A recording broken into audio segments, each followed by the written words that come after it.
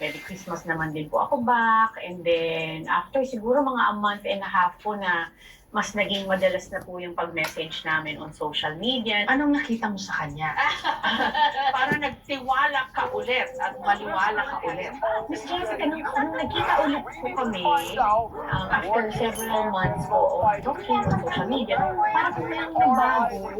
Yung feeling po is parang we're back in high school. Hindi ko siya nagbago. Ganun pa rin sa itsura, ganun pa rin po yung salita. Pati yung character niya, same pa rin po. Medyo nanibago lang po ang formal po niya bilang doktor. Pero it's as if no time passed. You're as I remember.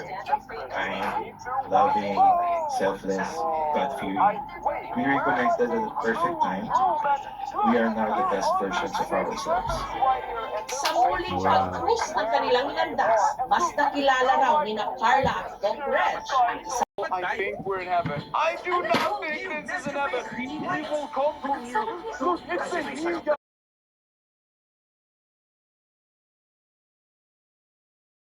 Care for them when they're sick or protect them from harmful germs. Ay, ikaw na. Safeguard your credit for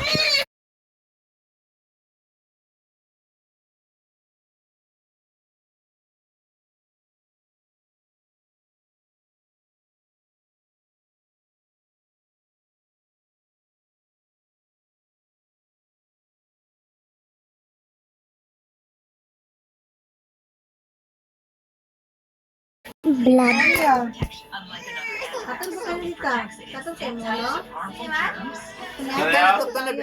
Kasali ka ka. Halin ko. Paano nangyari kaya yun? Ang galing po how it was all orchestrated, ng hindi namin pinilit or pinano, na everything just fell into place, na yun nga po talagang after over 20 plus years, Sukod na, pa rin sukod po mo. pa yung meant for sukod each na other lang. at Sukod na yung nagkatuloy. kuwan. I once read that a great love story is when two Parehas people din sa let babog go sa of one ubos? another, only to eventually Parehas find ra? their way back to each other. Everything is more enjoyable now. From our simple Okay. TV nights to traveling the world with you, life is beautiful. Because you are in. Ano kaya yun? Faith? Tadhana? Yes, definitely po. Kumbaga, it's a type of love story na hindi ko yung pinipili. Parang si God lang po yung nakapag-orchestrate, Ba, nakapag-plano. Dito nag-upload ko Lahat, pa. timing, tama. Nag-reconnect kayo, how did you discuss itong inyong mga Dito na yung pala palitan na ipagkuhan. how did you discuss it with him? May I ask if okay lang? Opo, okay lang po. It took some time bago po ako nakapag-open up sa kanya kung ano pong nangyari. Kasi coming from, a very difficult experience po sa previous relationship ko, guarded na po ako eh. Nag-build ako ng walls po talaga na hindi na po ako trusting, medyo doubtful na po ako sa mga tao kung ano man ang intention nila or what. It took a few months bago po ako talaga open up, bago po ako naging comfortable. This is what I went through. So, ano po siya, listener po siya, hindi siya yung matanong. He allows you lang po to just open up. This is the guy who made you trust again. Again, yes, trust again and believe. Paano mo siya? Wala sila kuhan sa love mga again, pagkuhan. na pwede namang buksan mo ulit yung sarili mo, yung puso mo. Aminin ko po, ang daming nag-change. Pagdating po, yung mga perspective ko po, especially with marriage. Yun po yung medyo nag-ikot po yung aking pananaw or paningin pagdating sa marriage. So I really honestly don't see myself for getting married again. Pero you told Boy, Abunda, na after your divorce, Dito. you don't see yourself getting married again. At nagbago yung Ay, pananaw 2 years mo old. sa marriage. Nagbago po yun, maraming factors involved like time, syempre healing, part of healing na rin po yun. But with Reg, definitely, nakatulong po yun na talagang, okay, so pwede mong bigyan yung sarili mo ng second chance. You can love again, you can open your heart again, and even consider getting married po again. Can you share lang with us, Carla, what is it like for you to be in that dark place when your first marriage failed? How did you get out of that hole? Oh my goodness, napakahirap po Imay mo, ah. nun. Sorry to have to. Okay lang po yun. Ask you Oh, to really, open really up. repeat. I just want siguro na yung people who are similarly situated can be inspired kung Yes. paano mo nagawa. How bad was it? Oh my goodness. It was definitely the darkest, most difficult time of my life. Tapos, hindi po nakatulong na it's so publicized. Kasi ang hirap na nga po nung may pinagdadaanan kayong ganun ka-sensitive, ka-personal,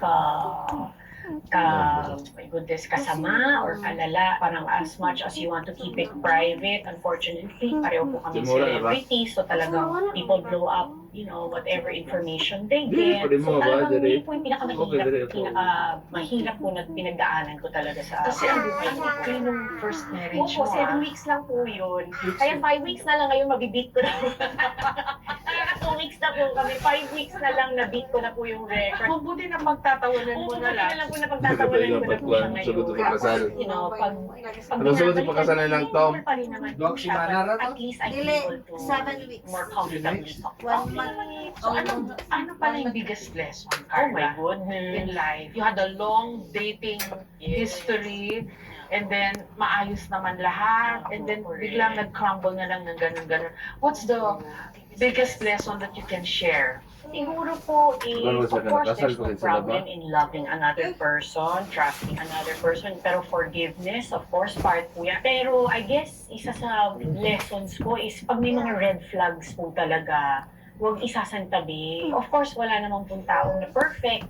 Unfortunately, back then, hindi ko po alam, hindi ko aware na red flag po sila. Kasi para sa akin, normal po, parang gano'n na. Siguro, dahil hindi perfect yung tao, nagagawa niya ito or nasasabi niya yun. Ang tao, pag hindi po willing magbago, wala rin po tayo magagawa. Kumbaga, pwede natin subukan, natulungan sila, pero if they don't see anything wrong, yung mga ganun po, mahirap kung lagi po natin na pinipilit lang, na hindi na pala po dapat pinatagal yung relationship. Mahabang proseso yan. Pero alam ko, makakayanan din yan. Pero sasabihin nila, Totoo, totoo, Carla, nasalita ako. swerte yan kasi nakapag-divorce. Yes, ako. Kaso dito sa Pilipinas, walang divorce. Because he is a US citizen also, may option po siyang gano'n na yun po yung mas pinili po niya na mag-file po ng divorce abroad, which I found out later on po na applicable naman po, kumbaga, we have a law na it applies pa rin po kung may foreign decree of divorce. Bawal na po ako magpakasal sa simbahan, so civilly na lang po, at least pwede pong mag-remarry, sa law na lang po. So paano yun? Wala kang balak to have a church Wala wedding? na po, okay naman po yun kasi as long as we are legally married, that's more than enough. Funny as it sounds, nakapagpakasal na po ako sa simbahan. Na-experience ko na po yun, so okay na po ako doon.